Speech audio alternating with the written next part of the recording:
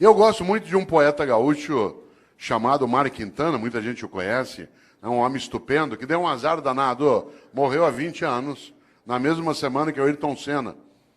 E quando você é alguém muito importante, mas alguém famoso morrer perto, você desaparece do circuito. Tanto que tem gente que não sabe que Mário Quintana morreu, né? Outros talvez nem de que ele viveu. Né? E Mário Quintana, um homem especial, inclusive com uma grande qualidade. Ele morreu solteiro, com quase 88 anos de idade.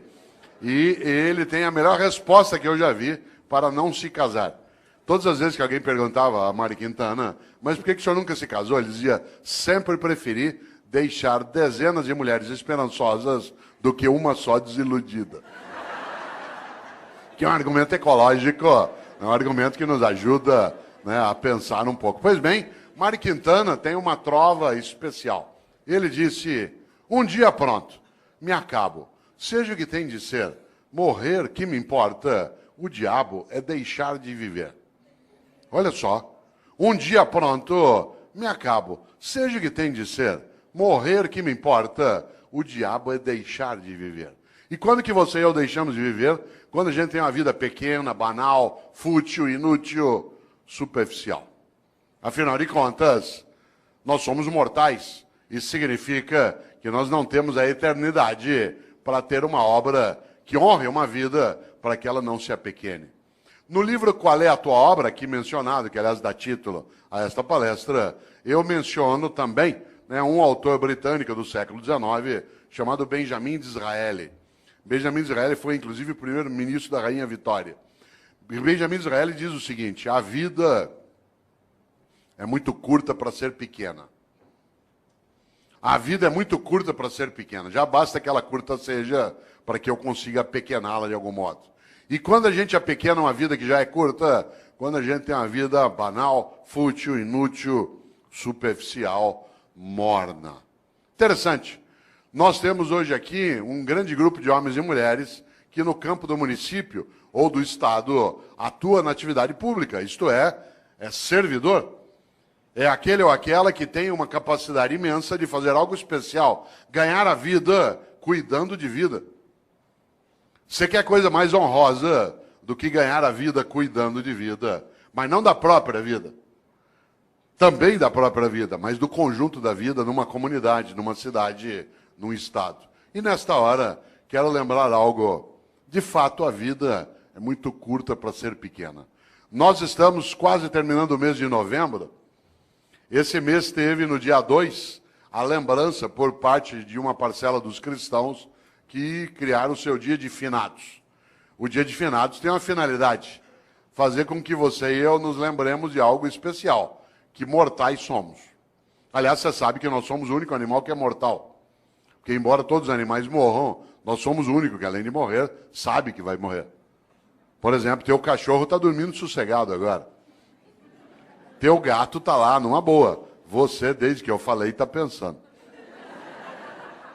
Por isso, nós não somos só mortais. Nós sabemos disso e o fazemos desse modo. Olha que coisa boa. Por isso, eu queria lembrar exatamente nessa direção. O dia 2 de novembro, para alguns, lembra exatamente a ideia de finados.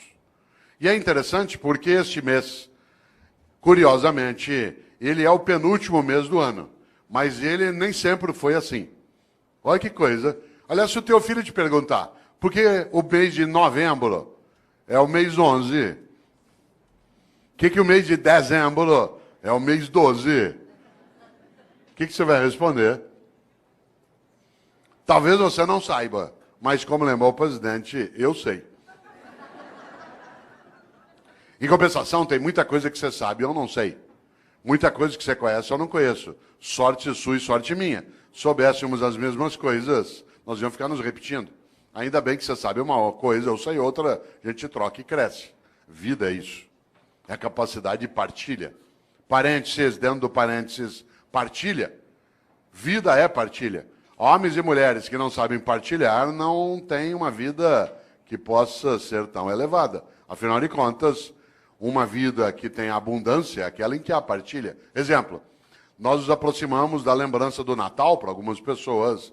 Uma mesa de Natal abundante não é aquela que tem muita comida, é aquela que tem partilha. Às vezes a única coisa que você tem sobre uma mesa de Natal é comida. E muita. E nenhuma partilha. Vida é partilha. Afinal de contas, é só lembrar algo decisivo. Vários de nós aqui, ou aqueles que nos assistem, quando mais jovens, tínhamos menos dinheiro, menos recurso financeiro. A sociedade brasileira era mais pobre do que ela é hoje. Vários dos nossos pais tiveram menos dinheiro do que nós. Vários dos nossos tínhamos menos recurso. O país ele foi elevando a nossa capacidade de renda. Claro que ainda longe daquilo que a gente deseja e merece, mas absolutamente superior ao que já tivemos há 40, 50 anos. Portanto, vou contar uma coisa que quem é jovem talvez não imagine. Vários de nós, quando mais jovens, a gente ia almoçar no domingo na casa de um irmão, do pai, da mãe, de um parente. Não tinha possibilidade de fazer um almoço se cada um não levasse alguma coisa. E aí vinha um milagre magnífico na vida. Cada um de nós levava um pouquinho. Mas na hora de ir embora, todo mundo levava mais do que tinha trazido. Esse é um milagre maravilhoso. Esse é um milagre da multiplicação. Olha que coisa. Cada um de nós levava só um pouquinho. Um frango, uma maionese, uma lasanha. Mas na hora de ir embora, depois que você juntava e todo mundo comia, sobrava. E cada um levava para casa mais do que tinha levado para o almoço. Nós temos essa condição em qualquer cidade, em qualquer comunidade, em qualquer família, no planeta. Claro. Nós só não o fazemos no dia a dia porque uma parcela ainda tem uma ética absolutamente individualista, exclusiva, malévola, deletéria, destrutiva, predatória. Aliás, alguns acham que a regra na vida é cada um por si, Deus por todos. Mahatma Gandhi nos alertou sobre isso. Ele disse um dia, olho por olho, uma hora acabamos todos sem enxergar. E essa é uma coisa séria. E aqui na sala, quem não enxerga sabe muito bem o impacto que tem, né, que não enxerga com os olhos, né, que enxerga com os ouvidos ou com os dedos. Sabe o impacto que isso tem, né, no nosso cotidiano. Por isso, cautela. A lógica do olho por olho ela é arriscadíssima. E se a gente observa, nós temos uma coisa séria, né, que é a nossa incapacidade, às vezes, de pensar na nossa mortalidade. Por isso, volto. Por que o mês de novembro é o mês 11? Por que o mês de setembro é o mês 9? Talvez algumas pessoas não saibam, mas até o século I a.C., até o século I a.C., no mundo romano, o ano se iniciava em 1º de março. O ano se iniciava em 1º de março. O primeiro dia do ano era 1º de março. E o último era 28 de fevereiro. Por isso, quando o ano se iniciava em março, setembro era o mês 7. Outubro era o mês 8. Novembro era o mês 9. Foi Júlio César que alterou o calendário e colocou janeiro e fevereiro no início do ano, produzindo alguns distúrbios. Um deles que o segundo mês do ano passou a ser um mês mais curto. E antes ele era o último, servia para ajustar o calendário. O segundo distúrbio é que parte dos meses o nome perdeu o sentido. Novembro virou mês 11. Olha quanta coisa inútil você não sabe. Mas eu sei. E eu partilho contigo, agora você sabe também. Olha que coisa boa. Pouco a pouco o mundo foi adotando o dia 1º de janeiro como o primeiro dia do ano. O único país do mundo em que o ano continua começando em março é o Brasil, né, que é um país clássico, né, um país clássico que não aceita essas modernidades de Júlio César. E para nós, não é março, ainda não começou. Né? Olha que coisa interessante. No entanto, no passado se usava o último dia do ano, que no caso era 28 de fevereiro, para pensar sobre a vida. Você sabe que a palavra fevereiro ela vem de uma divindade etrusca, o nome do mês, de uma divindade etrusca que é Februa. Februa é a divindade da purificação, da queima, da febre. Porque a febre, ela purifica. Isto é, ela faz com que haja a anulação daquilo que não serve e a proteção daquilo que serve. Nesta hora, quero lembrar algo. Os antigos, no mês de fevereiro, usavam o final do ano para pensarem sobre o que tinham feito e o que deveriam fazer. Nós passamos a fazer isso com dezembro. Quando se aproxima 31 de dezembro, alguns e algumas têm o hábito de pensar naquilo que fizeram. Isso é típico de algumas religiões, entre elas o judaísmo, o islamismo e o cristianismo, que tem uma ideia muito forte na vida. Tenha você ou eu religião ou não, há uma questão séria nessas religiões. Elas têm uma coisa chamada juízo final. Na crença dessas religiões. O que me assusta na ideia de juízo final não é o fato de ser final, mas o fato de ser juízo. Porque na crença dessas religiões, insisto, acredite você ou não, essa é uma questão tua privada, há algo decisivo. Elas acreditam que ao final da tua existência, a divindade vai te chamar no canto e falar, vem aqui para um particular. Seguinte, durante a tua vida, por que é que fez o que fez? E por que é que não fez o que não fez? Aliás, por que é que fez o que fez do modo como fez? E por que é que deixou de fazer o que deveria ter feito? Essa é uma pergunta séria. Algumas pessoas na vida não esperam o dia de juízo final para meditar sobre isso. Vão fazendo durante a própria vida. Pois bem, os cristãos construíram, a partir da influência judaica, uma percepção. E essa percepção ela se consignou na ideia também de juízo final no último livro da Bíblia dos cristãos, que é aquele que fala do fim, que é o livro da Revelação ou o livro do Apocalipse. Quem aqui tiver uma Bíblia cristã, dê uma olhada um dia. Esse livro é um livro terrível. Ele não é terrível porque é horroroso, mas porque ele traz algumas coisas para meditar. E se você observa, lá no livro do Apocalipse, no capítulo 3, versículo 15 e 16, os cristãos escreveram, Deus vomitará os mornos. Deus vomitará os mornos. Aliás, a frase completa é, porque tu não és quente nem frio, hei de vomitar-te. Olha que frase forte. Conhece gente morna? Gente que não é quente nem fria, gente que é mais ou menos. Que é quente ou frio não, que não cheira nem fede. Sabe gente morna? Morna no trabalho, morna na comunidade, morna na prefeitura, morna na câmara, morna na escola. Morna. Não é quente nem fria, gente que não tem compromisso, que não cheira nem fede. Mais ou menos compromissado, mais ou menos competente, mais ou menos servidor, mais ou menos religioso, mais ou menos político. Mais ou menos. Sabe gente morna? Que não cheira nem fede. Deus vomitará os mornos. Sabe aquela pessoa que é morna? Morna no casamento. E aí, como é que está o casamento? Tá ruim com ele, pior sem ele. Morna na comunidade. E aí, como é que está o debate em Campinas sobre a política? Vamos levando, né? E aí, lá na prefeitura, vamos ver o que dá, né? E a escola, como é que tá? Não sei, vamos ver. Falta pouco para eu aposentar.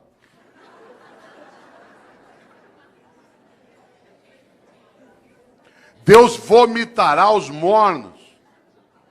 Gente que é morna na amizade. Você vai apertar a mão dela, com licença, ela dá só a pontinha do dedo. Você aperta aquela minhoca desmilinguida. Você vai abraçar, a pessoa abraça meio de lado, meio parece que tem nojo. Sabe gente que economiza afeto? Pessoas que esquecem que afeto e conhecimento é uma coisa que se você guardar, você perde. Afeto e conhecimento, guardou, perdeu. A única maneira de ter afeto e conhecimento é repartir. Gente que é morna na cidade, morna no casamento, morna no serviço público. Morna, não é quente nem fria. É morna na religião. Conheço gente, por exemplo, que vai a um culto ou a uma missa. Um dos meus sobrinhos é pastor presbiteriano aqui em Campinas. E às vezes a gente brinca, né, sobre isso, curiosamente. Porque tem gente que vai a um culto ou a uma missa e escolhe o horário da missa, por exemplo, pelo tamanho rápido que ela tem. Se eu vou à missa das 10, naquela igreja que o padre faz uma missa rapidinho. Então vai para quê? Ou você acha que teu Deus é tonto? Você chama ele de todo poderoso e ele não sabe que você escolheu uma missa curta. É um Deus palerma. Atenção. Deus vomitará os mornos. A vida é muito curta para ser pequena. Já basta que ela curta seja para que eu consiga apequená-la de algum modo. E quando é que você e eu apequenamos a vida? como eu disse, quando é uma vida superficial, banal, fútil, inútil. Eu, Cortella, no dia que eu me for, e eu me vou, e você também. Mas eu não quero ir, eu quero ficar. Lamento. Só tem um jeito de ficar. Se você fizer falta. Eu tenho um livro chamado Viver em Paz para Morrer em Paz. E nesse livro eu faço uma pergunta na capa, que eu queria fazê-la aqui agora. A pergunta é, se você não existisse, que falta faria? Não pense nisso numa sexta-noite, após beber um pouco. Se você não existisse, que falta faria? Por exemplo, tem gente que faz uma falta imensa. Tem gente que faz uma falta imensa na tua vida. Alguém que te criou, alguém que te apoiou, alguém que estava contigo. E tem gente que não faz falta nenhuma. Teve gente que não vai poder ir ao teu Natal, porque não está, ou já morreu, vai fazer uma falta imensa. E tem gente que não vai, e vai te dar uma alegria imensa. São aqueles que nos dão o agradável prazer da ausência delas. Já imaginou? Cuidado! Você sabe que morrer é ser esquecido. Você, quando faz falta, não é esquecido. Não é casual que no grego arcaico o verbo para morrer e o verbo para esquecer seja o mesmo, que é letos, de letal. Porque morrer é ser esquecido. Enquanto alguém lembrar de você, derramar uma lágrima, der risada por algo que você fez e que ele recordou, pegar uma roupa tua e cheirar e ter uma boa lembrança ou saudade, enquanto a pessoa olhar algo que você fazia, querer lembrar de uma comida que você gostava, você continua vivo. Morrer é ser esquecido. Claro, se você for a um cemitério agora dia 2, você deve ter notado, né? Tem túmulo que está abandonado, tudo caído, o vaso não é cuidado mais, aí morreu. Enquanto alguém estiver contigo, na memória, no coração, olha a palavra que eu vou usar de propósito, na recordação. Recordar é fazer passar de novo pelo coração. Recordar, recordes. Você continua vivo. Interessante. Há pessoas que morrem em vida, porque são banais, fúteis, inúteis, e não fazem a menor falta. Tem gente que nos faz, repito, uma falta imensa. Só tem um jeito de fazer falta. Para fazer falta na vida, você tem que ser importante. Não confunda importante com famoso. Tem muita gente que é importante e não tem a menor fama, e tem muita gente que é absolutamente famosa e não tem a menor importância. Uma pessoa importante é aquela que faz falta. Por exemplo, enquanto nós estamos aqui agora, tem uma auxiliar de enfermagem no hospital da prefeitura do estado que está lá tirando as escaras de alguém que está em coma há 3 meses. A pessoa nem sabe que está sendo cuidada. Aquela pessoa é absolutamente importante, aquela enfermeira. Tem alguém que está ajudando a cuidar do abastecimento em Campinas, que está agora numa repartição, fazendo nota de empenho para a gente poder ter reforma na escola, poder ter via pública estruturada. Tem alguém que está numa Câmara Municipal ajudando a preparar projetos. São pessoas absolutamente importantes, mas que não são, de maneira alguma, famosas. A fama passa. Eu, Cortella, às vezes eu sou famoso, depende da semana, do programa de televisão que eu participo. As pessoas passam a semana inteira, te vi na televisão, te vi na televisão. Eu estava agora em novembro, no programa da Fátima Bernardes, a semana inteira falaram, te vi na TV, vou estar lá agora dia 10 de novo, 10 de dezembro. Aí eu sei, semana inteirinha, te vi na Fátima, depois de uma semana, vai embora. Claro. A fama passa, a importância fica. Só tem um jeito de ficar, ser importante. E a importância você constrói onde você está. Na família, no governo, no legislativo, numa atividade de natureza privada, numa escola. Afinal de contas, uma pessoa importante é aquela que fica nos outros. Olha aqui para mim se você puder. Parênteses, por que eu disse olha para mim se você puder? Porque há pessoas entre nós que não enxergam com os olhos. E eu não posso dizer, olha aqui para mim. Porque isso significa que eu estou excluindo pessoas. Há pessoas que não ouvem com os ouvidos, elas ouvem com as mãos. E por isso eu não posso, no meu cotidiano, esquecer disso. Porque, do contrário, eu acabo tendo uma obra que é parcial. Por isso, olha que interessante, volto a esse pedaço. O que é alguém que é importante? Olha para mim se você puder. É alguém que eu levo para dentro. O gesto que eu estou fazendo é da mão em direção ao peito. Que eu levo para dentro. Quando alguém te importa, porta para dentro, importar. Você se torna importante quando alguém te leva para dentro dela. Quanta gente é importante? Olha que coisa. Levou para dentro. Mário Quintana, um homem especial. Um homem estupendo. Ele, inclusive, fez uma coisa que eu gosto demais. Ele, durante anos, trabalhou vários poemas que eu aprecio, mas houve uma coincidência entre mim e ele, que eu até conto no livro, que você estava me mostrando, o Viver em Paz para Morrer de Paz. Mário Quintana sempre me inspirou. E eu, Cortella, nascido em Londrina, até 10 anos de idade não havia televisão na minha cidade. Não havia TV. E por isso, à noite, eu ficava pensando. E uma das coisas que eu ficava pensando era, no dia que eu morrer, qual vai ser o meu epitáfio? Isto é, o que eu quero que escreva no meu túmulo? Eu já tinha tendência à inutilidade filosófica, né? E eu ficava imaginando o que eu quero que escrevam no meu túmulo. Hoje eu não tenho mais essa questão, porque eu não quero mais ser sepultado. Eu quero ser cremado. Essa é uma decisão individual, mas eu acho a cremação mais ecológica, inclusive. Muito mais adequada. Há um impacto ambiental no sepultamento. Por exemplo, se chineses e indianos aderissem ao sepultamento, nós teríamos problemas sérios. A cidade de São Paulo, que é onde eu moro, tem o segundo maior cemitério do mundo, que é o cemitério da Vila Formosa. Tem 1,5 milhão de corpos sepultados lá.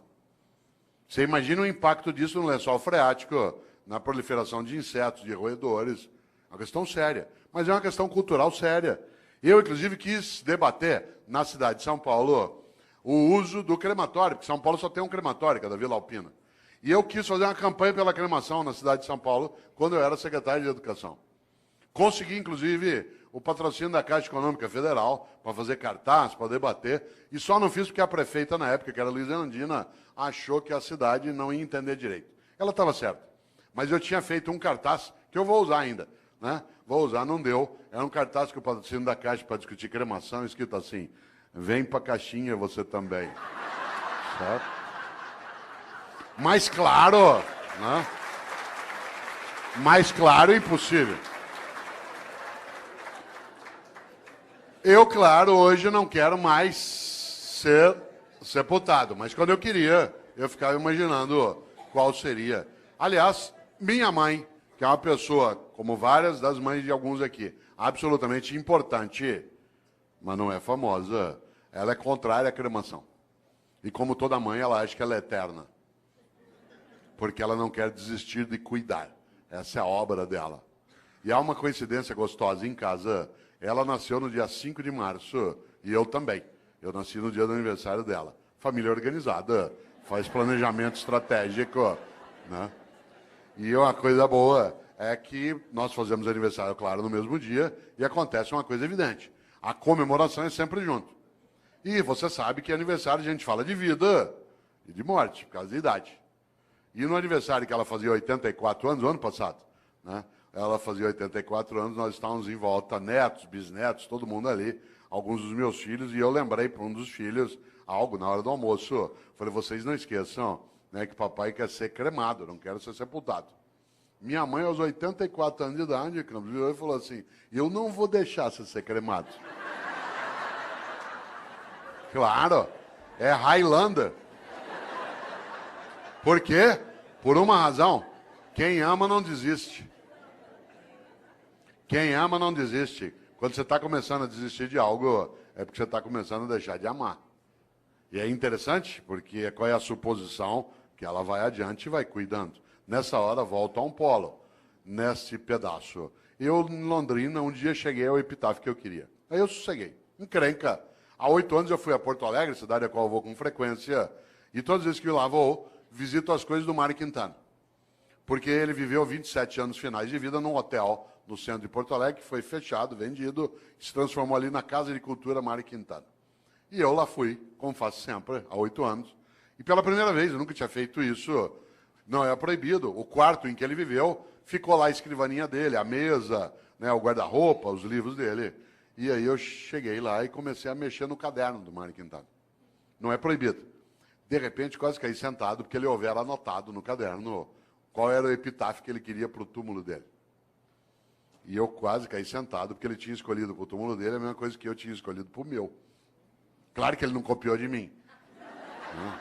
Mas nós tivemos uma inspiração assemelhada. Sabe o que Mário Quintana mandou escrever no túmulo dele? A maior verdade que eu conheço. Ele mandou escrever no túmulo dele algo que parece piada, não é. Ele mandou escrever no túmulo dele: eu não estou aqui. Olha que coisa maravilhosa. Eu não estou aqui. Eu não estou aqui. Onde está Mário Quintana? Em nós. Na amizade que repartiu, na solidariedade que ofereceu, na felicidade que construiu, na solidariedade que protegeu, na sexualidade que assumiu, na religiosidade que praticou. Onde está Mário Quintana? Em nós. Por isso, a vida é muito curta para ser pequena. E eu, Cortella, no dia que eu me for, e eu me vou, e você também,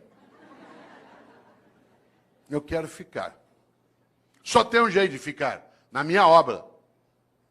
Porque eu sou mortal, mas eu não preciso ser inútil.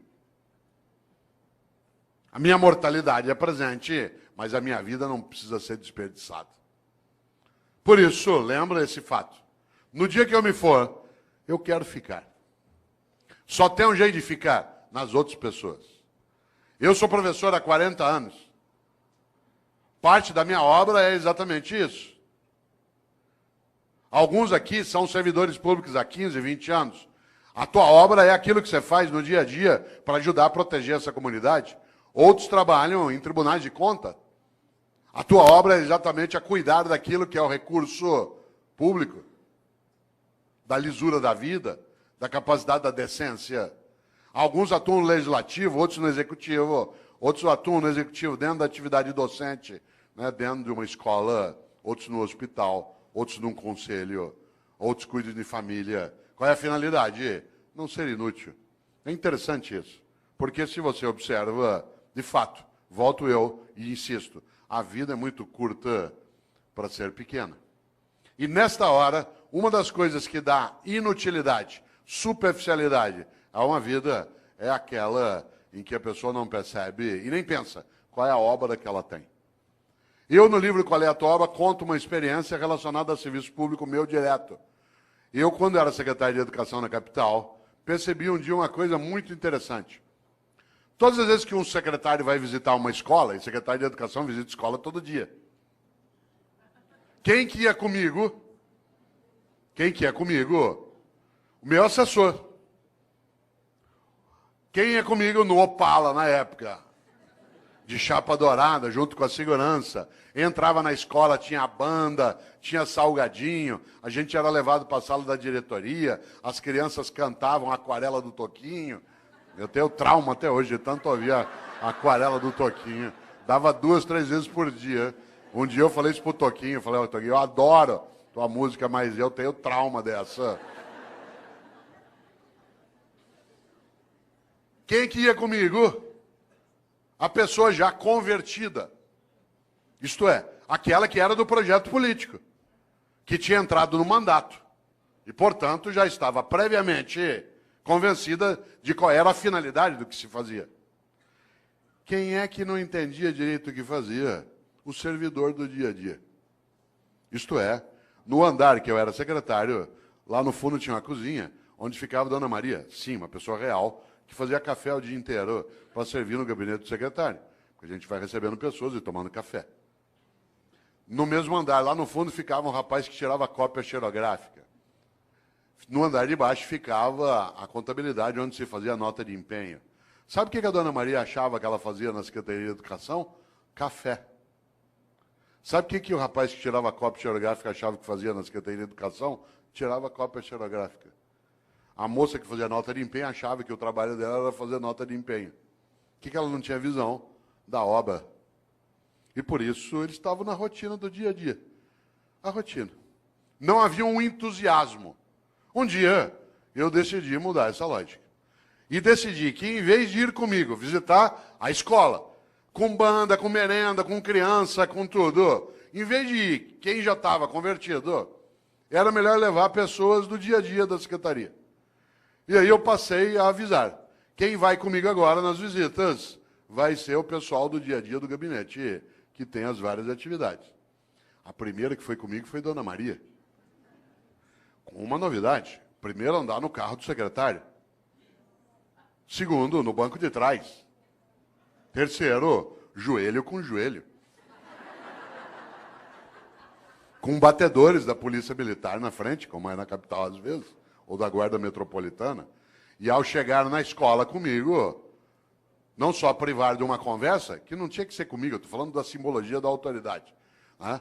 Chegar lá na escola, em vez dela ir fazer o café e servir, ela ia ser servida. E ela entrava e via a banda, e via as crianças, e via a reforma da escola. Vocês não fazem ideia. Quando a Dona Maria voltou, a partir dali era outra Dona Maria.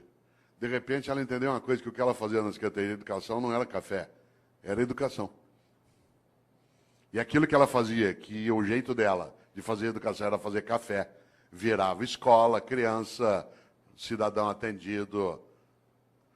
No dia seguinte ela viu o rapaz do Xerox que passava o dia inteiro naquela máquina fazendo aquele gesto. E ele ficou boquiaberto, porque ele não fazia ideia que o que ele fazia não era tirar cópia, o que ele fazia era educação escolar. E o jeito dele fazer educação escolar era nos ajudar, tirando cópias. Vocês precisam ver a moça, né, que fazia nota de empenho. Ela imaginava que a tarefa dela era passar o dia ali fazendo nota de empenho. Quando ela viu que as notas de empenho viravam reforma, criança, comunidade, criança brincando, estudando, ela ficou boquiaberta. O que ela não tinha entendido? O propósito. O propósito, isto é, qual era a obra dela? A obra não era fazer nota de empenho, era construir educação escolar numa comunidade, usar os recursos de maneira adequada para elevar a vida. A partir dali, tanto faz quem era o governo. Porque, de maneira geral, o funcionário do dia a dia, ele não adere a projetos de governo, porque o governo é eventual. Mas quando ele tem clareza da obra, que ele vê, por exemplo, que uma Câmara Municipal está sendo reestruturada para que ela tenha maior capacidade de servir a população e honrar o recurso, tanto faz quem é o presidente. Se há uma adesão por parte de quem está no dia a dia como servidor, na saúde, na educação, no transporte, na segurança, nas secretarias meio, na área de gestão, administração, muda o jeito de fazer. Aliás, aconteceu comigo uma coisa, eu vou contar, não quero que pareça arrogância nem autoelevação, mas ela é muito bonita. Você sabe que quando o governo vai terminando, as pessoas à sua volta, que são da máquina, vão rareando, porque ele não é maluco. Ainda mais que no governo que eu estava, quando houve a eleição, o meu grupo político perdeu a eleição. E outro grupo, o adversário, venceu a eleição. Isso significa que os últimos 2 meses de governo era já com a possibilidade de entrar quem era contrário a quem estava saindo. Vocês imaginem, se bobear, não chega nem café. Que é uma questão de sobrevivência da máquina. Ela não se compromete, às vezes, com quem está saindo, porque ela vai passar 4 anos com quem está chegando. Pois bem, isso não aconteceu conosco.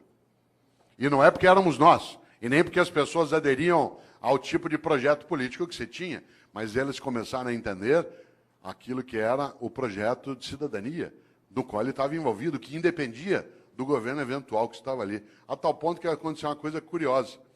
Quando, da posse do novo governo, eu fui dar posse ao novo secretário.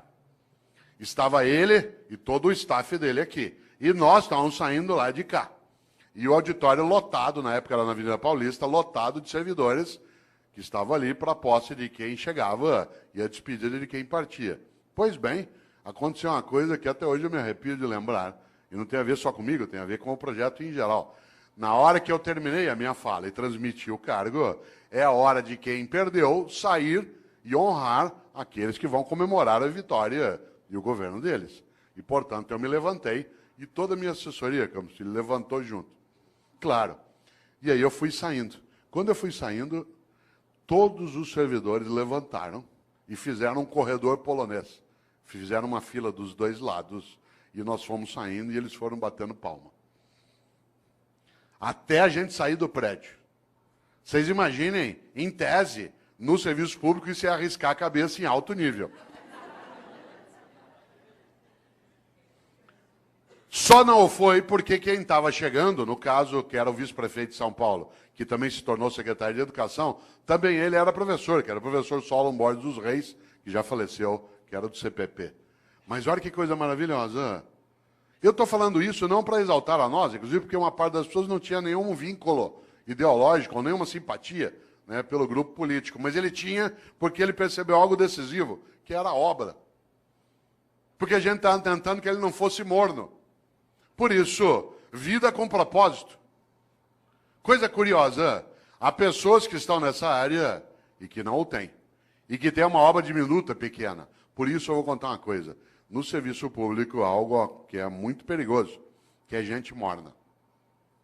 Porque essa gente morna, ela, de maneira geral, ela acha que o que ela faz é só aquilo como um emprego. Você sabe disso. Na área privada também isso acontece, mas na área pública há uma destinação diferente, que é a própria atividade pública em si. Por exemplo, tem uma coisa que é muito perigosa.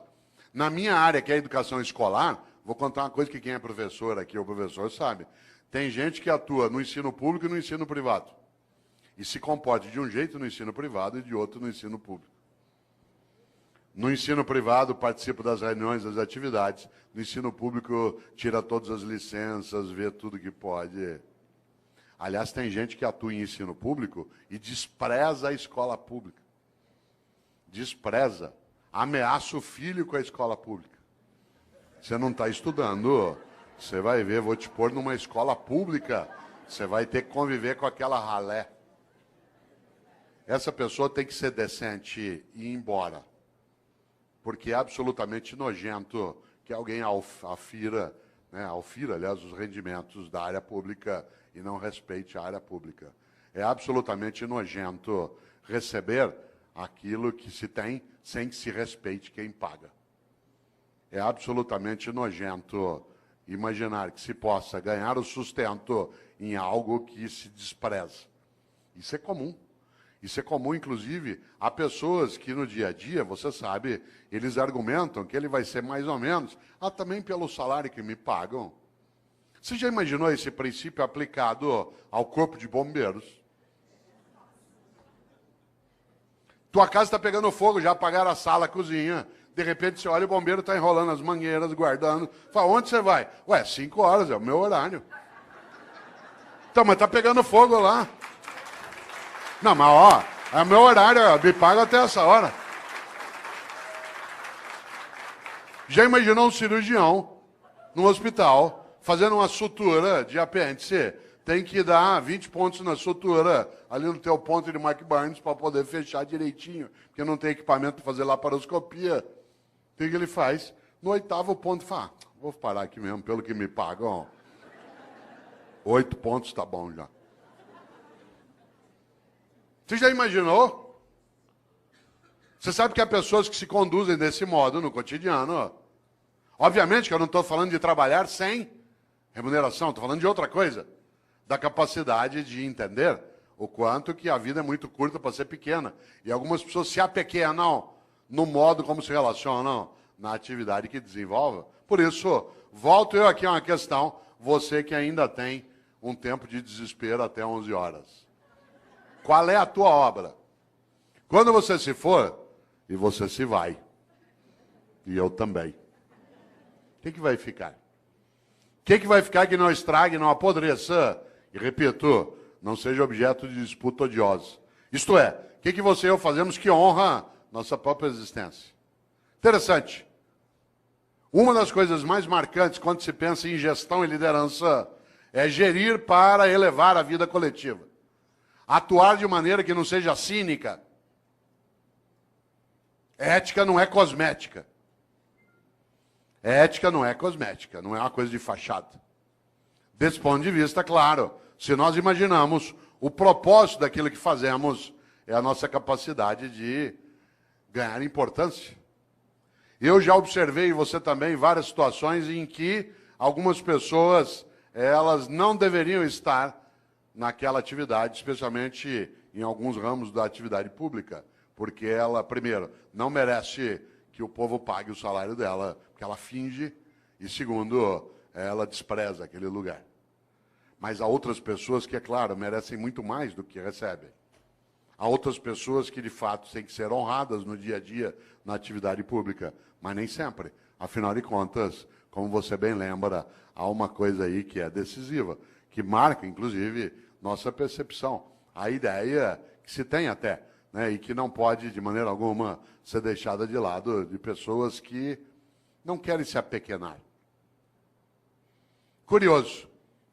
Quem aqui é professora ou professor, se você acabou de entrar na atividade de docente, se você é um funcionário novo na Câmara ou na Prefeitura, vou te dar um conselho. Se você quiser ter uma vida que seja relevante, que cresça, ouça o que eu vou dizer. Afaste-se de funcionário velho. Afaste-se de funcionário velho. Aproxime-se de funcionário idoso. Não confunda idoso com velho. Idoso é uma pessoa que tem bastante idade. Velho é aquele que é morno, que acha que já sabe, que não precisa mais se mexer. Afaste de professora velha na escola. Sabe como é que é professora velha? Idoso é uma pessoa de 65, 70, 80 anos de idade. Velho é aquele que é morno. Quer ver um exemplo? Você chega numa escola cheia de ideias, quer fazer coisas, a professora velha fala assim, ih, sossega aí. Com o tempo você vai aprender. Quando você estiver no meu tempo de serviço público, você vai ver. Sossega, fica na tua. É só mudar governo, as coisas voltam ao que era. Afaste de funcionário velho. A pessoa velha, ela faz mal. Ela é homicida. Isto é, ela assassina as condições de vida coletiva numa comunidade. Se ela estiver na atividade pública, pior ainda. Você já imaginou? Aproxime-se de gente idosa. Gente idosa quer aprender, frequenta a escola, vem para debate, lota um auditório na Câmara. Os que têm mais idade aqui, alguns perguntariam, tal como eu, o que você veio fazer? Quero continuar aprendendo, sabendo, indo buscar. Há pessoas que acham que já sabem. Ah, não, para quê? Ao contrário. Por isso, atenção. Há um grande pensador que muitos conhecem aqui, chamado Padre Antônio Vieira, um grande português que viveu no Brasil. Padre Antônio Vieira começa um sermão dizendo: o peixe apodrece pela cabeça. O peixe apodrece pela cabeça. Já viu um peixe apodrecer? Ele apodrece da cabeça para o resto do corpo. E há pessoas que apodrecem pela cabeça. Isto é, uma cabeça que é morna, fútil, banal, inútil. Afinal, o que é vida? A vida é curta para ser pequena, e é curta mesmo, 75 anos. É a nossa média hoje. 75 é nada. Para alguns que são jovens aqui, 75 é muito. Para vários de nós, é depois da manhã. Quando você tem 30 até 70, é. Agora não. Muda muito. Eu tomei um susto outro dia, vereador, porque eu fui fazer uma compra por internet. E eu tinha acabado de receber um cartão de crédito novo. E aí eu fui pôr, na hora que pediu a data de validade do cartão, eu fiquei parado olhando. O cartão tem mais validade que eu. Quando o teu cartão tem mais validade que você fica olhando aquilo. Claro, 75 é pouco. Minha mãe, 85 anos de idade, domingo me falou assim, filho, hoje lá na igreja uma velhinha me falou, eu falei, mãe, defina a velhinha. Ela fala, ela deve ter uns 87. Fala, ah, bom. Claro. O que é vida? Guimarães Rosa, grande médico, escritor mineiro, colocou lá no Grande Sertão. Viver é muito perigoso. Viver é perigoso, de fato. E nascer, então? Já imaginou como é difícil nascer? Tanto que a natureza sabe, ela tira de nós a memória do nascimento e dos primeiros 3, 4 anos de vida. Porque é tão impactante sair do útero que a gente é apagado da memória para não sofrer. O lugar mais seguro que você já teve no universo é o útero da tua mãe. Tanto que quando você está mal, você quer voltar para lá. Você estava lá 8 meses e meio, numa boa, sem fazer nada. Meio líquido, nós adoramos meio líquido. Você estava lá balançando, não tinha que respirar, era alimentado automaticamente por um tubo, não tinha quase ruído, não tinha luminosidade, não havia contato, a temperatura era sempre equilibrada, homeostática. Melhor lugar do universo que você já teve. Tanto que quando você está mal, você quer voltar para lá. Você perdeu um amigo, perdeu alguém, perdeu um amor, você quer ficar no escuro, deitado, com o joelho em direção ao peito. Posição fetal. Você olha no hospital para pessoas com problemas mentais, nuas no pátio, deitadas assim, encolhidas.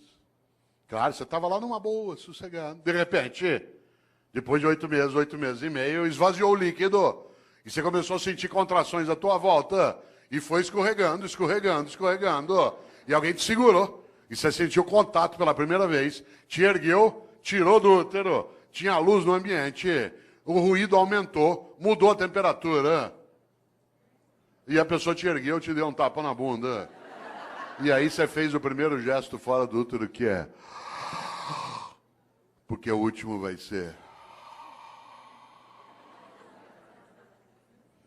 Entre a primeira vez que você faz e a última que você faz, tem vida. Por isso que é bom não desperdiçar isso. E tem gente que desperdiça humilhando pessoas, sendo hipócrita, fingindo, desviando. Olha só. E ainda tem uma encrenca, dura só 75 anos. Divididos do seguinte modo: do 0 aos 25 você está se montando. Tua estrutura física, psíquica, relacional, cognitiva, reprodutiva. Dos 25 aos 50, você está reproduzindo outros humanos e trabalhando em alta intensidade. E dos 50 aos 75, você se prepara para o desembarque. Do 0 aos 25 monta, dos 50 aos 75 desmonta. Não ria. Vocês vão chegar lá. Quem está nessa fase como eu, você sabe que você está nela, porque cada dia não tem o café da manhã, tem menos comida e mais caixinha de remédio. Você vai atravessar aqui a avenida, você fica em dúvida, você corre e tem um infarto no meio, ou seja, que Deus quiser. Olha só, quem diria? Você sabe que você está nessa fase quando cada dia você tem menos bíceps e mais pânceps. Né? Mulheres não riam. Nessa fase vocês vão ser atingidos em cheio pela lei da gravidade. Tudo vai apontar em direção ao solo. E você vai ter que escorar com veneno botulímico, você vai ver. Você vai entrar na fase que a gente chama de California Dreams, que é The Mamas and the Papas. Certo? Você ri? Pois morre. Claro, pode morrer professor, doutor, titular como eu, pode morrer prefeito pode morrer empresário, pode morrer diretor de departamento, pode morrer, tudo faz. Ou tem uma vida que não seja banal, inútil, fútil. Ou, por quê? E aí nós temos uma encrenca, nós vivemos só 75 anos e ainda somos um animal que dorme demais. Eu conheço gente que dorme 8 horas. Você pegar alguém que dorme 8 horas, por exemplo, num dia de 24 horas, ele dorme 1/3 do dia. Numa vida de 75 anos, dá 25 anos dormindo. Aliás, tem gente que você encontra na segunda-feira, obrigado. Fala assim, aí, o que você fez no fim de semana? Aproveitei e dormi direto. Tô louco para chegar ao feriado para eu dormir uma semana, obrigado. Chama-se animal racional, olha só. Nós não somos só um animal que dorme demais, nós somos um animal que come demais. Cada um de nós come, de acordo com a FAO, a área da ONU que cuida de alimentos, 1,5 kg por dia de alimentos. 1,5 kg dia de sólidos, líquidos e gasosos. 1,5 kg, não é tanto. Por exemplo, você já comeu hoje, vai comer daqui a pouco, depois toma um lanche, uma latinha de refrigerante de 300 ml tem 300 gramas. Hoje até 11 da noite você já comeu mais do que 1,5 kg. Como tem fome no planeta, alguns de nós comemos mais do que isso, para dar essa média. 1,5 kg. Ao final de uma vida de 75 anos, 1,5 kg dia dá 42 toneladas de alimentos. 1,5 kg vezes 75 anos. Enquanto você estiver vivo, você vai deglutir 42 toneladas de alimentos do planeta. Ah, claro, nós somos um animal que não tem só sistema digestório, nós temos sistema excretório também. E por isso, para o planeta não sair do eixo, a lei de Lavoisier tem que imperar. Cada um de nós também libera diariamente 1,5 kg de dejetos, sólidos, líquidos e gasosos. O que ao final de uma vida dá 42 toneladas de excrementos. Quando você se for, o planeta não será mais o mesmo. Você terá deglutido 42 toneladas dele e deixará como herança às próximas gerações 42 toneladas de excrementos. Qual é a tua obra?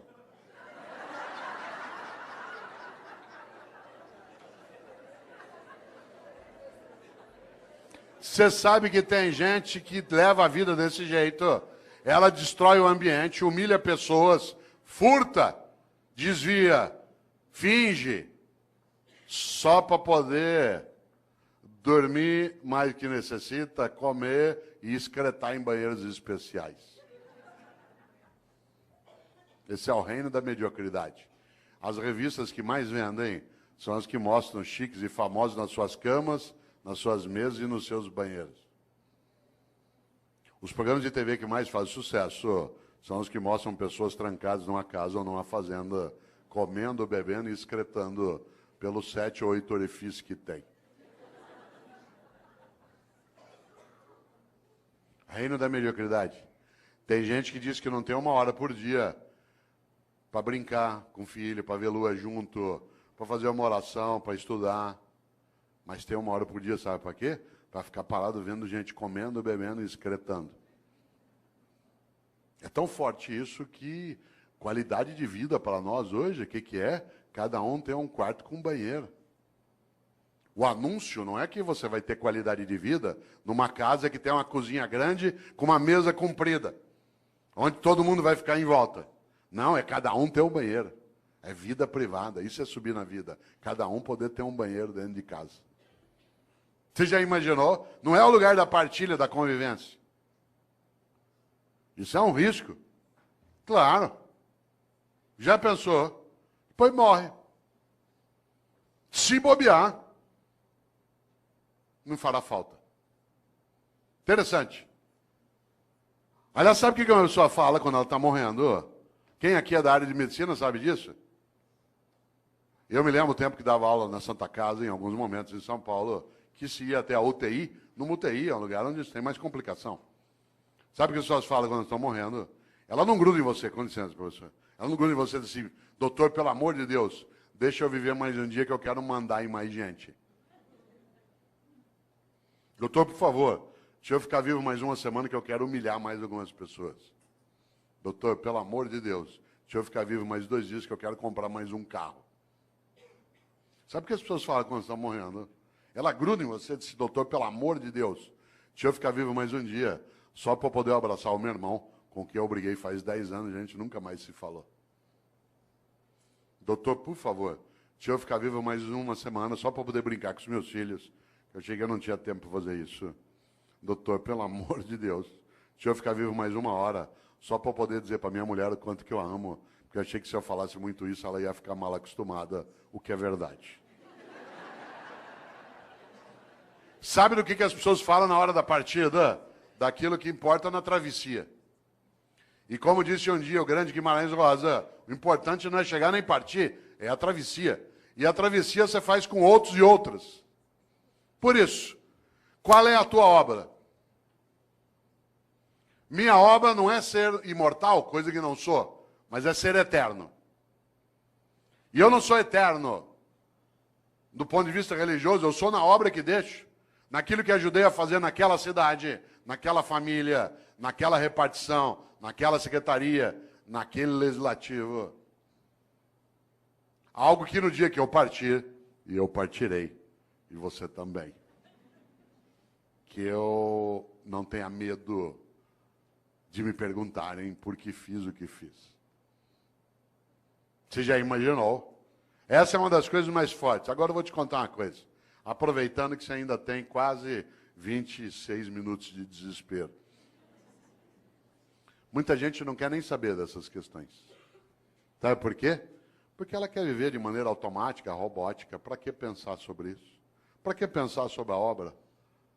Ao contrário, quando a gente encontra num dia como hoje, um auditório na nossa Câmara Municipal, pleno de homens e mulheres, para pensar coisas desse tipo, é sinal que a gente tem alternativas boas.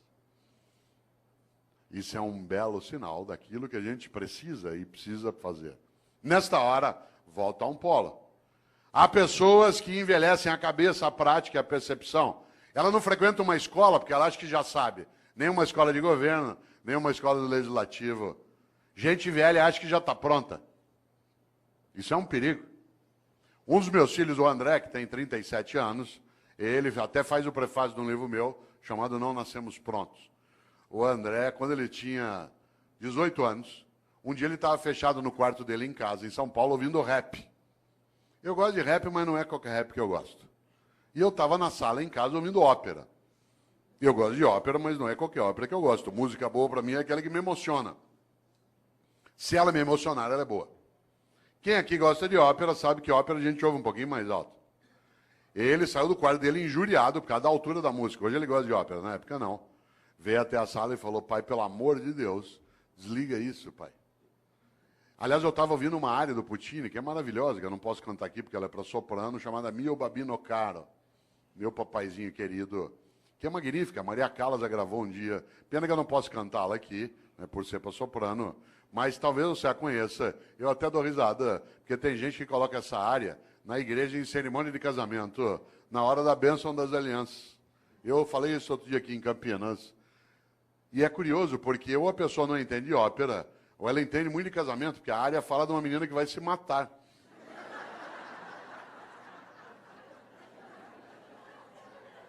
Você sabe que a coisa mais perigosa que existe na vida é incompetente com iniciativa. E incompetente com iniciativa é um perigo numa secretaria, num centro cirúrgico, num fogão, no volante de um ônibus, numa sala de aula. Você já pensou? Aliás, deixa eu ver se eu tenho. Olha que coisa interessante. Mio Babino Caro, meu papaizinho querido, né, que é exatamente do grande, do especial Puccini. E é gostoso, porque talvez aqui nessa sala tenha gente que tenha colocado essa música até um dia no casamento. Não vou. Se você fez isso, fique tranquila e quietinha. Quer ver? Ó, vamos ver se tem. Olha que bonito. Quer ver? Ó?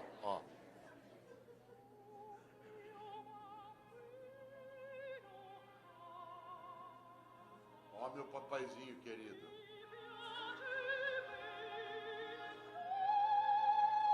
Tenha piedade de mim. Eu aqui na beira da Porta Rossa, né, em Florença. Ou se o senhor me dá esse anel de noivado, eu me mato. E a pessoa põe na hora da bênção das alianças. Deve ser premonição. Eu ouvindo ópera, ele ouvindo rap, ele saiu do carro e falou, pai, pelo amor de Deus, desliga isso, pai. Hoje ele gosta de ópera. Falei, André, que pena, você aos 18 anos de idade já está ficando vítima da indigência mental. Você aos 18 anos de idade fechou tua cabeça para aquilo que é diferente do que você já conhece. Você aos 18 anos de idade acha que o único modo de fazer as coisas é como você já fazia. Você aos 18 anos de idade ficou impermeável à renovação do teu conhecimento. Você aos 18 anos de idade acha que a única trilha a ser caminhada é aquela que você já caminhou. Você aos 18 anos de idade está ficando refém da pobreza das ideias. Ele falou, pai, você está ficando louco. Eu falei, André, eu estou ficando louco, você está ficando velho. Insisto, não confunda idoso com velho. Idoso é uma pessoa que tem bastante idade. Velho é aquele que acha que já faz o que pode. Por isso, cuidado na atividade de gestão, na área pública, na área privada, mas essencialmente na área pública, no executivo, no legislativo. É preciso cautela para não envelhecer. A prática, a percepção, a cabeça, porque o próximo passo do velho, com qualquer idade, é ficar morno. E a mornidade torna inútil. E a inutilidade torna absolutamente esquecível. Claro, quem é o grande padroeiro dos velhos? Especialmente na atividade de gestão. Especialmente no campo público, que eu também tenho experiência. Quem é o grande padroeiro? Não são grandes homens e mulheres que lutaram para a vida ter mais sentido. Sabe quem é o grande inspirador de gente velha? De gente que é morna? É o Mendes Sá. Lembra do Mendes Sá? Um dia uma professora de História do Brasil dava aula sobre os governos gerais, falou sobre o Tomé de Souza, falou sobre o Duarte da Costa. Quando estava falando sobre o Mendes Sá, viu um aluno distraído lá no fundo e para pegá-lo, claro, virou e falou assim, Paulo, o que fez Mendes Sá? Ele disse, fez o que pôde. Cuidado com o Mendes Sá. Gente, nós temos que ter mais relevância naquilo que a gente faz aqui na nossa gestão. Eu faço o que eu posso. Gente, nós temos que ter um nível maior de eficácia na atividade pública. Eu faço o que eu posso. Gente, nós temos que dar uma destinação mais sólida para o recurso originário do povo. Eu faço o que eu posso. Cuidado. Essa é a falência da ação. É a admissão da síndrome do possível. No Brasil tem uma coisa chamada síndrome do possível, que é um perigo. Quer ver um exemplo? Você leva teu carro no mecânico hoje à noite aqui em Campinas, diz, olha, meu carro está com um barulho estranho. Ele diz, vou fazer o possível. Você vai ao médico e diz assim, doutor, eu estou com uma dor no pâncreas. Vou fazer o possível. Você chega para um funcionário, olha, eu precisava disso. Vou fazer o possível. Você desanima. Imagine que você está aqui agora, você sabe que ainda faltam 21 minutos para você se libertar de mim. Você começa a se irritar, você tem coisa séria para fazer. De repente, você começa com uma dor, uma cólica no baixo ventre, que vai para lá e para cá. Tua perna direita começa a tremer, você começa com um pouco de sudorese, ânsia de vômito, calafrio. Isso é sinal de apendicite. A gente pega você, leva para um hospital aqui perto, afere tua temperatura, vê que você está com indício, te pré-anestesia. Vai levando para o centro cirúrgico, você vai deitado no corredor, vendo passar aquele teto branco na maca. Aí você gruda na mão do médico e diz assim, doutor, vai dar certo a operação? Ele diz, vou fazer o possível.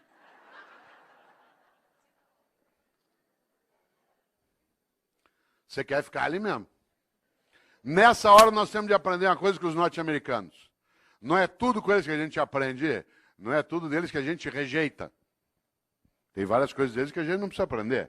Parênteses, há 4 anos, presidente, eu estava em Brasília, aliás, onde estarei amanhã, né, que eu tenho um evento lá.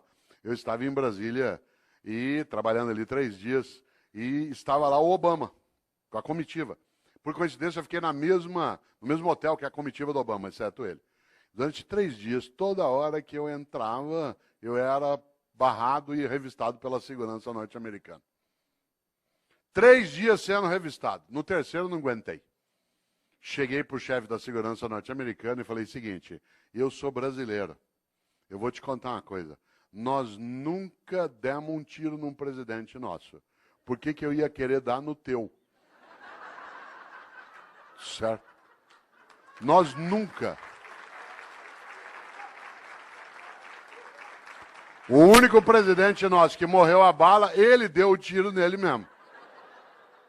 Vocês já mataram 5 e deram o tiro em 11. Larga, deu. Ele não entendeu nada. Mas tem coisas nos americanos que a gente tem que observar. Por exemplo, quando você pede uma coisa para o norte-americano, ele diz, I will do my best. Vou fazer meu melhor. Atenção. Não é uma questão de idioma, é uma questão de atitude. É absolutamente diverso. Fazer o possível e fazer o melhor.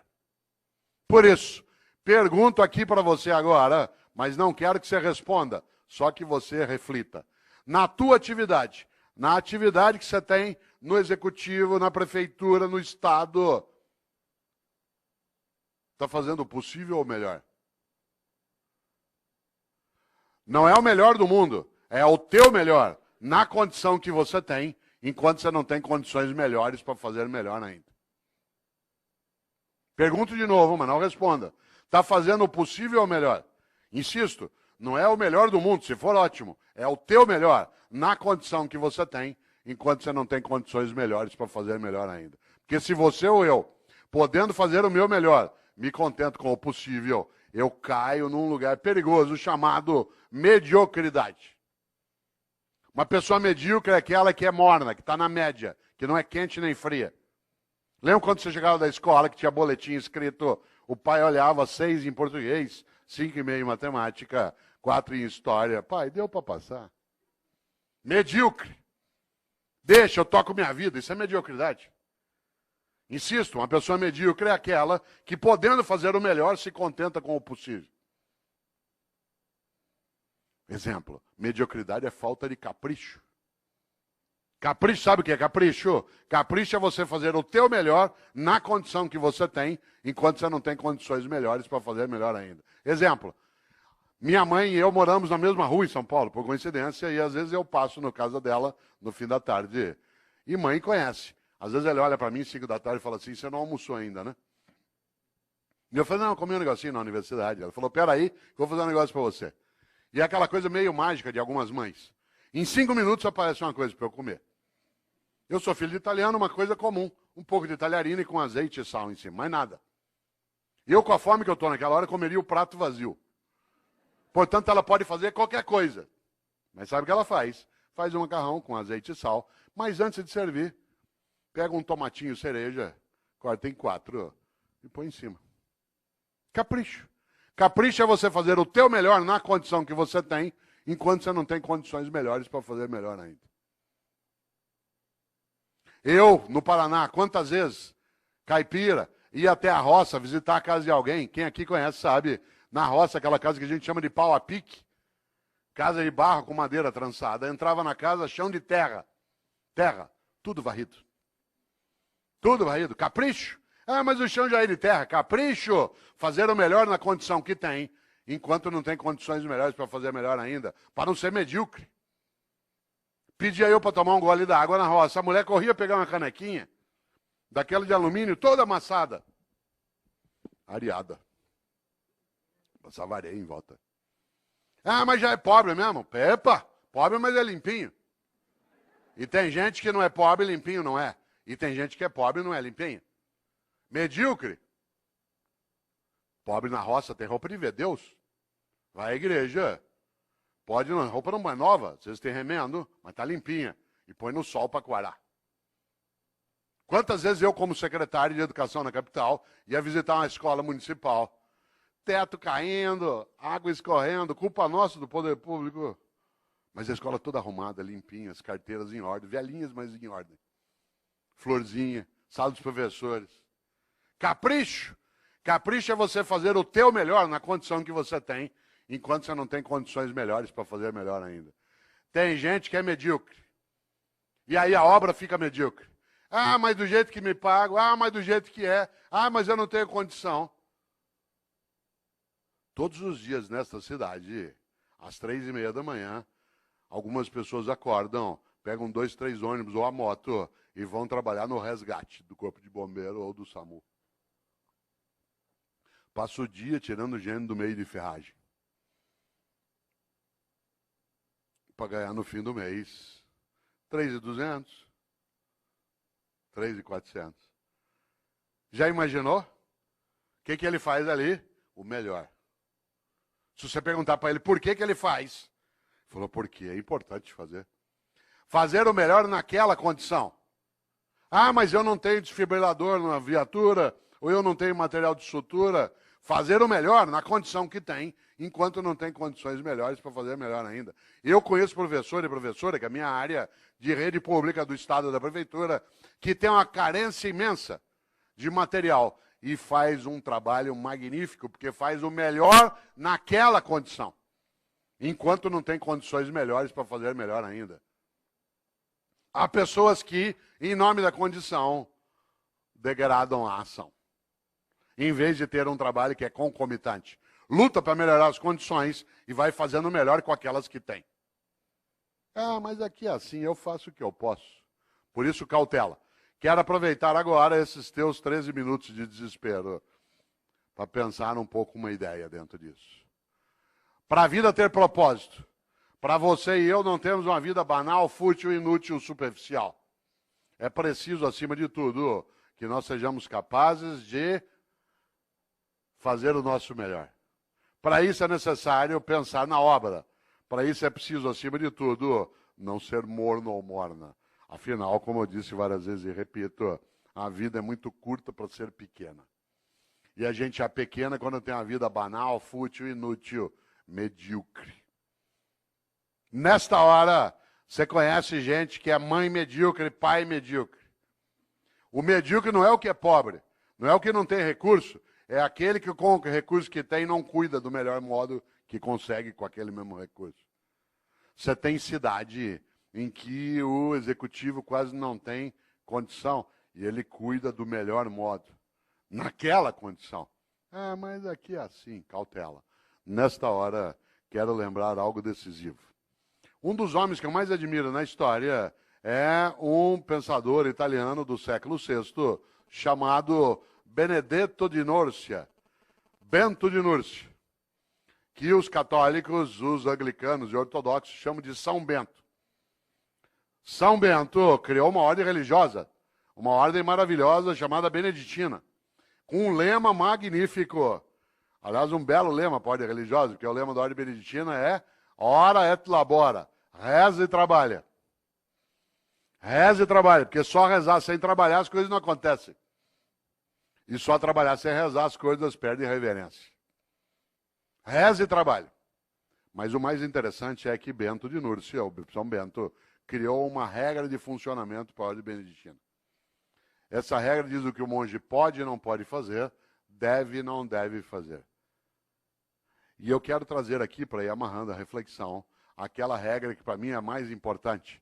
No livro Qual é a Tua Obra, que é da editora Voz, eu trago um pouco essa discussão, mas eu a retomo mais recentemente no outro livro, que hoje o presidente trouxe para assinar, que é o Pensatas Pedagógicas. São Bento criou uma regra. E a regra que eu queria trazer aqui, que para mim tinha que estar no alto de toda a Câmara Municipal, toda a escola, toda a cidade, toda a prefeitura, toda a secretaria, toda a família, é a regra de número 34. O monge que desobedecer essa regra, que eu vou dizer, é mandado embora da ordem. Não tem direito à estabilidade. E eu acho que essa deveria ser uma regra presente em todas as áreas. A regra 34 de São Bento diz: é proibido resmungar. É proibido resmungar. Não é proibido discutir, não é proibido debater, não é proibido discordar. É proibido resmungar. Sabe gente que só resmunga em vez de agir? Gente que passa o tempo todo amaldiçoando na escuridão em vez de acender vela. Aliás, a frase predileta do resmungão é: que horror, alguém tem que fazer alguma coisa.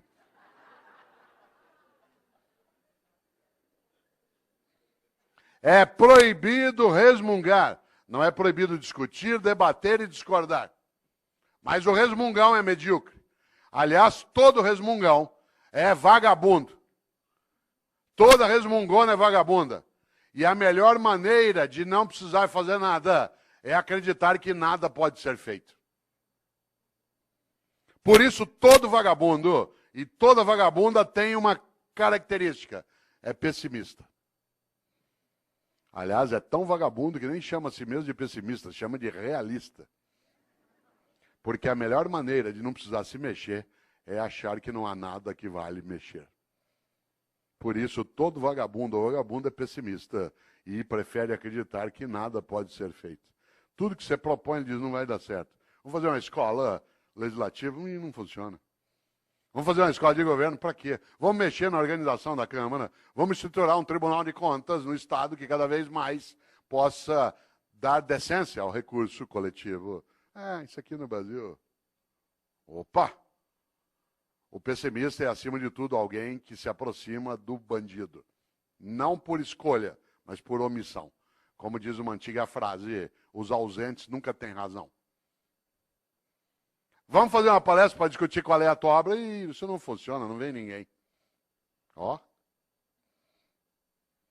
O que faz o otimista? Tem uma encrenca. O otimista tem que ir atrás, juntar, procurar, chorar, se arrepender, querer largar. Falou, vou largar isso, eu vou sair disso aqui. Para quê? Não funciona. Mas o pessimista, ele tem uma coisa. Ele não tem esforço nenhum a fazer. Aliás, o pessimista, você já notou, a única coisa que ele faz é sentar e esperar dar errado. Aí você fala assim, mas não está dando errado. Ele fala, espera que você vai ver. O otimista tem que estudar, fazer curso, ir atrás, se arrepender, querer largar, juntar com outro. voltar e repensar, chorar de vez em quando. Mas o otimista tem uma grande vantagem. A vida dele não é pequena. Pode até ser curta. Ah, mas olha só, para quê? Não vai funcionar. Para quê? Ó, por isso, atenção, agora que você ainda tem 7 minutos. É proibido resmungar. Não é, repito, proibido discordar, debater. Resmungar, sim. Nós vivemos em 2014 no Brasil uma coisa belíssima. Um debate sério, em vários momentos, em outros nem tanto. Numa eleição, nós não estamos habituados a debater. A tal ponto que metade quase tentou matar a outra metade. Que ele não está habituado ao debate no dia a dia. E nós estamos aprendendo a fazer. Mas nós tivemos coisas que são maravilhosas. São 7 eleições em seguida, num país de 514 anos, primeira vez. Bom demais, democracia é uma coisa que a gente constrói junto. Democracia não é ausência de ordem, é ausência de opressão. Claro que a ordem tem que existir. Democracia não é ausência de ordem, é ausência de opressão. Nesta hora, o que diz o pessimista? Ah, isso não vai funcionar. Olha só. O que faz o otimista? Junta, volta, vai outra vez, se arrepende, se candidata, não quer mais, acha que esse chefe vai liquidar, resiste mais um pouco, vou esperar, quem sabe ele morre. Ué, a natureza também nos ajuda em algumas coisas. O que eu quero dizer com isso? Qual é a tua obra?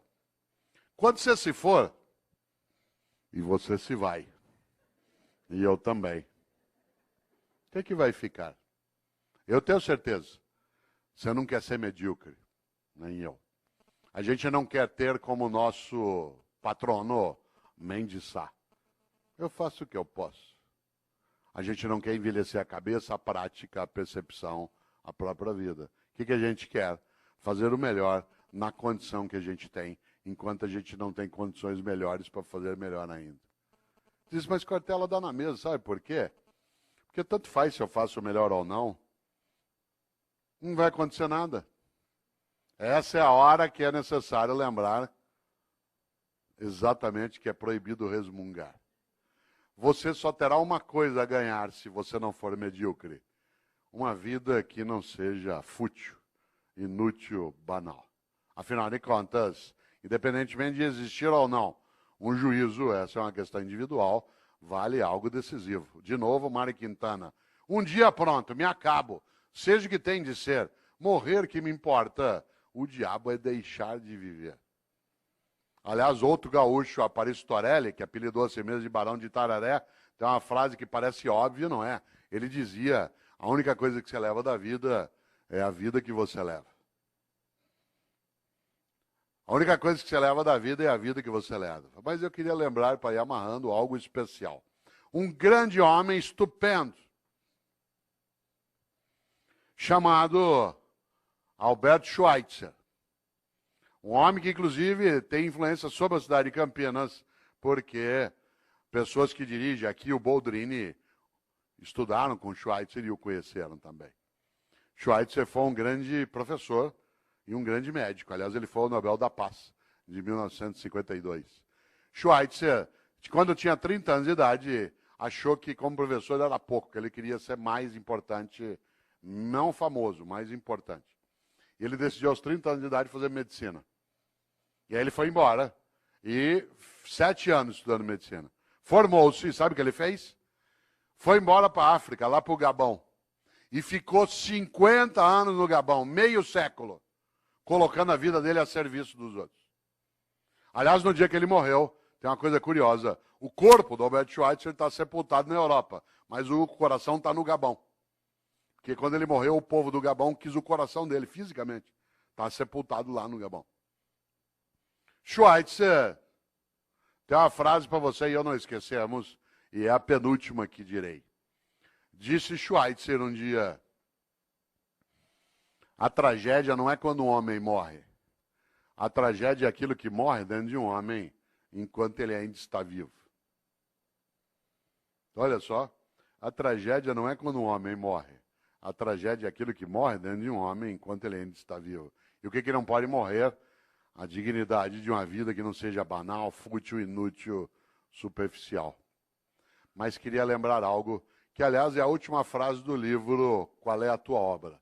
Onde está essa reflexão que aqui fiz? Que é uma frase de um francês, que é François Rabelais. Foi monge beneditino. Um homem do século XVI, para quem gosta de literatura renascentista, escreveu o Garganto, a Pantagruel. O especial François Rabelais tem uma frase que eu vou dizer 2 vezes. Ele disse: conheço muitos que não puderam quando deviam, porque não quiseram quando podiam. Digo de novo. Conheço muitos que não puderam quando deviam, porque não quiseram quando podiam. A gente quer, pode e deve. Isso significa que a gente consolida algo que é a nossa capacidade de obra. E agora quero concluir lembrando algo. Dizendo a quem chegou de pouco depois que eu não abriria um debate em função do número de pessoas e porque era uma reflexão, mas agradecendo imensamente tantos homens e mulheres que aqui vieram hoje, para a gente pensar um pouco como elevar a nossa vida, que já é curta, mas que não precisa ser pequena de modo algum. E que cada um e cada uma de nós saiba, no seu dia a dia, a importância de fazer o melhor, em vez de se contentar com o possível. Afinal de contas, é isso que nos levará a ser importantes, a sermos levados para dentro.